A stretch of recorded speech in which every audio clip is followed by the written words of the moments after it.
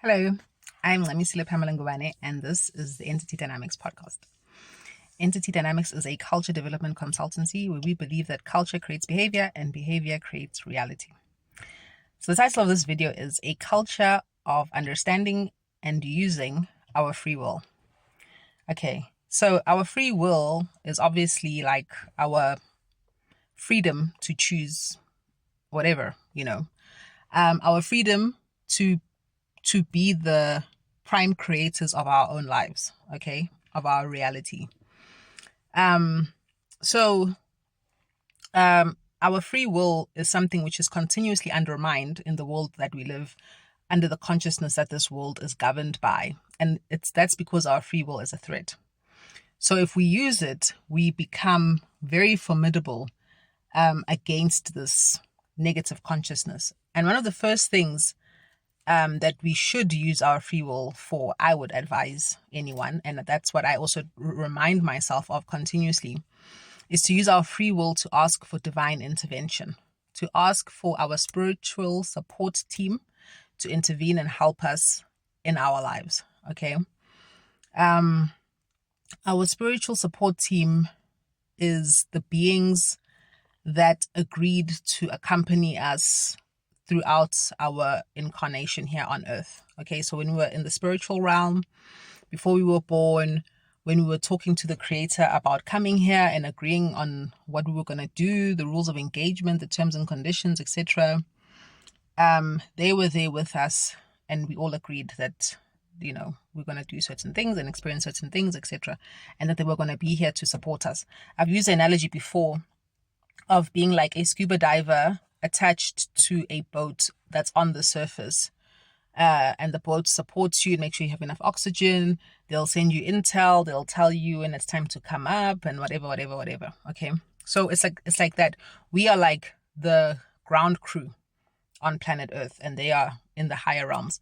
And your spiritual support team also includes your higher self, which is your intuition, which you have access to. It's just that, unfortunately, like I say, the consciousness that runs this planet is not interested in us using our free will or even understanding what it is. Okay, so our free will is actually a pillar of the creation. Okay, so it is like inherently a part of who we are. It's like part of our biology. Just like you have lungs to breathe as part of your biology, you have free will with which to navigate the world. And in fact, we are using our free will all the time, but generally we are using it under manipulation, or we are using it unconsciously. Okay. And that's because the consciousness that controls this planet is not interested in human beings using their free will, because it knows that once human beings start to use their free will with the intention of creating a reality that serves the highest good of the individual and the individual's community and family and world, their power will be like eliminated, because no one in their right mind wants to live under the kinds of conditions that we are living under on this planet, right? Like you see the poverty, you see the war, you see the illusions that keep people shackled under governance systems, whether they be political, economic, or social, that undermine their humanity, undermine their dignity, undermine their lives. A lot of the medical industry, for example, is not interested in your well-being. Okay, it's there to make a profit. And a lot of the social institutions are not interested in your liberation or your well-being. In fact, one of the states of being that this system and the consciousness behind the system, the state of being that they prefer you to be in, is the state of being a victim. And that's why there's so many organizations that are there to help victims. But they're not there to actually help victims. They're there to perpetuate your victimhood. So they are the disinformers and the misinformers. The disinformers are the ones who know very well that you are a sovereign being with the potential to shape your reality. Okay, for your own highest good and the highest good of the people around you, because whatever you do impacts other people, right? So They want you to stay in the state of a victim, because what is a victim? It's a victim is someone who needs help, who needs intervention, who needs someone else to assist and aid them. And then they come along and say, yes, yes, we will help you and assist you. And then they poison you by giving you genetically modified organisms to plant in your fields because there's a drought created by their own geoengineering of the weather, for example. Okay. Or they'll create wars. And then they'll come in and say, we're going to help your children. And then they traffic your children. We're going to help you get food. And then they give you genetically modified food that makes you sick. We're going to help you with this outbreak of whatever plague. And they give you injections that kill you or disable you or cripple you or injure you permanently, make you sick.